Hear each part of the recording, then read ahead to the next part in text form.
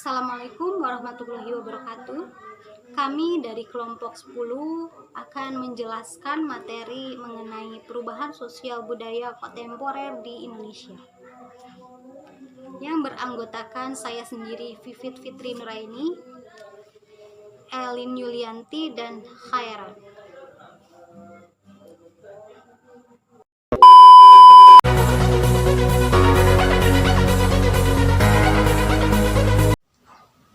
Saya akan menjelaskan tentang pengertian budaya kontemporer. Budaya kontemporer adalah budaya yang terpengaruh oleh dampak perkembangan teknologi yang pesat. Kontemporer itu artinya kekinian, modern, atau lebih tepatnya adalah sesuatu yang sama dengan kondisi waktu yang sama atau saat ini.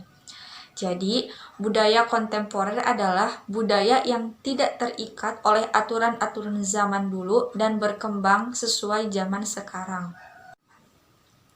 Selanjutnya adalah perkembangan budaya kontemporer di Indonesia. Mengacu pada kondisi di era globalisasi saat ini, identitas budaya Indonesia yang semakin memudar berada pada kondisi mengkhawatirkan dan perlu segera diselamatkan. Tumbuh kembangnya ketidakpastian jati diri dan karakter bangsa yang berawal dari minimnya penghayatan filosofi dan nilai-nilai esensi ideologi bangsa dikhawatirkan menyebabkan di satu sisi tumbuhnya budaya kontemporer dan di sisi lain semakin bergesernya nilai etika dan nilai budaya dalam kehidupan berbangsa.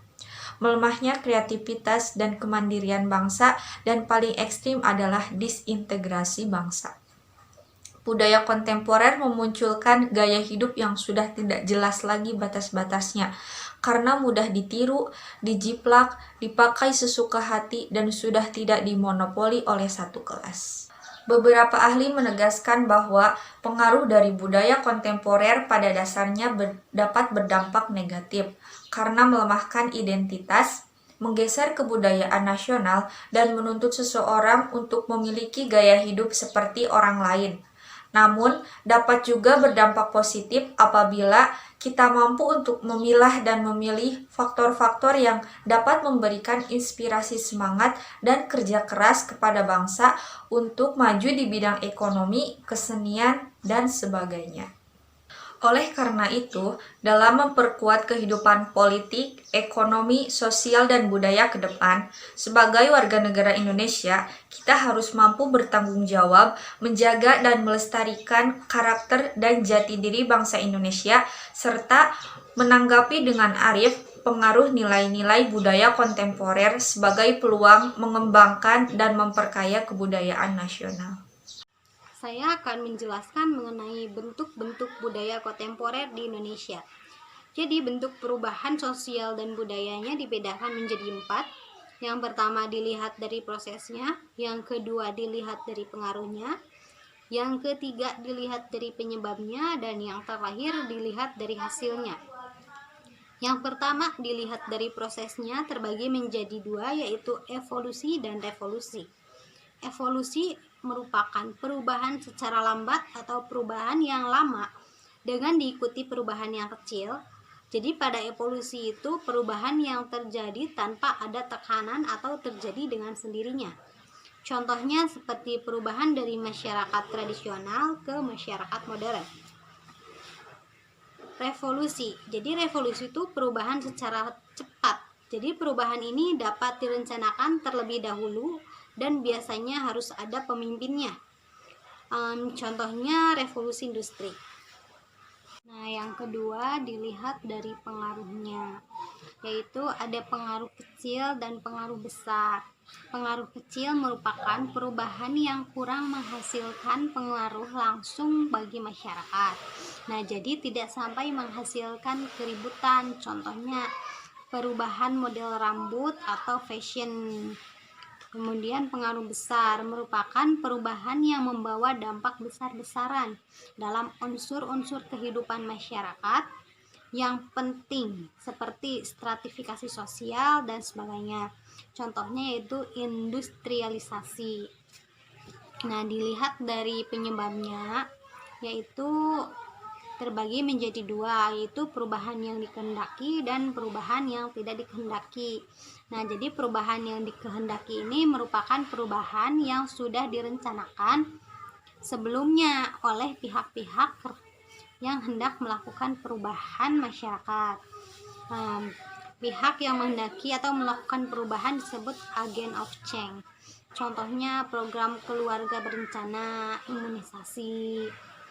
Nah, kemudian perubahan yang tidak dikehendaki. Nah, jadi perubahan ini tuh merupakan perubahan yang tidak bisa dalam kendali masyarakat. Nah, biasanya memicu kendala atau masalah pada masyarakatnya. Contohnya itu bencana alam.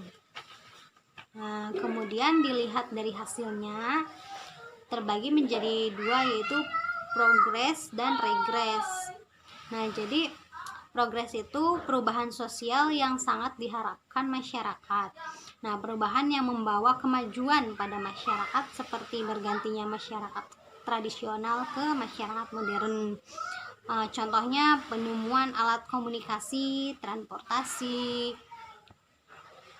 Kemudian regres. Jadi regres itu perubahan menuju kemunduran.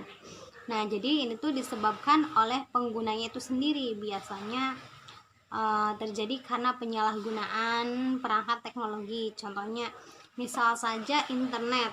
Nah, internet itu disalahgunakan untuk melakukan tindak kejahatan atau mengakses situs yang tidak dikehendaki atau tidak pantas. Perubahan besar itu merujuk pada perubahan yang terjadi pada sendi-sendi kehidupan, sehingga dampaknya cukup besar pada kehidupan masyarakat. Contohnya industrialisasi. Ada pula terdapat beberapa faktor yang menyebabkan perubahan sosial budaya, diantaranya itu adanya konflik yang menuntut masyarakat beradaptasi, kemudian pengaruh kebudayaan luar yang diadopsi oleh masyarakat, bertambahnya dan berkurangnya penduduk, perubahan alam, adanya penemuan baru. Baik, kita masuk ke pembahasan selanjutnya, yaitu mengenai dampak dari budaya kontemporer yang masuk ke Indonesia. Budaya kontemporer merupakan budaya yang datang dari luar atau budaya asing yang masuk ke Indonesia. Budaya tersebut menyebabkan masyarakat Indonesia, khususnya masyarakat muda, itu malu terhadap budaya sendiri. Kenapa mereka malu? Karena mereka beranggapan bahwa budaya Indonesia itu terkesan kuno, ketinggalan zaman dan gak kekinian. Nah, seharusnya kita sebagai generasi muda melestarikan budaya kita sendiri, bukan malah malu terhadap budaya sendiri. Karena apa? Budaya sendiri merupakan budaya hasil cipta dari nenek moyang Indonesia yang harus kita lestarikan. Nah, dampak dari budaya kontemporer itu apa aja sih? Yang pertama yaitu dampak positif. Nah, dampak positif dari masuknya budaya kontemporer di Indonesia yaitu yang pertama adalah modernisasi. Modernisasi ini merupakan pembangunan yang terus-menerus yang terjadi di Indonesia yang menyebabkan perekonomian dan kesejahteraan di Indonesia itu semakin maju. Seperti itu. Terus kemudian modernisasi juga membawa Indonesia ke arah yang lebih baik, seperti meniru etos kerja yang semakin tinggi, semakin produktif, dan juga masyarakat Indonesia yang semakin mandiri. Itu dibuktikan dengan banyaknya masyarakat Indonesia yang mendirikan usaha-usaha, meskipun itu usaha kecil, UMKM, usaha kecil menengah dan sebagainya. Itu merupakan dampak positif dari budaya kontemporer yang masuk ke Indonesia. Nah, selain dampak positif, ya pasti ada juga dampak negatif. Nah, dampak negatif dari masuknya budaya kontemporer di Indonesia, yaitu yang pertama adalah yaitu kesenjangan sosial ekonomi. Apa sih kesenjangan sosial ekonomi itu?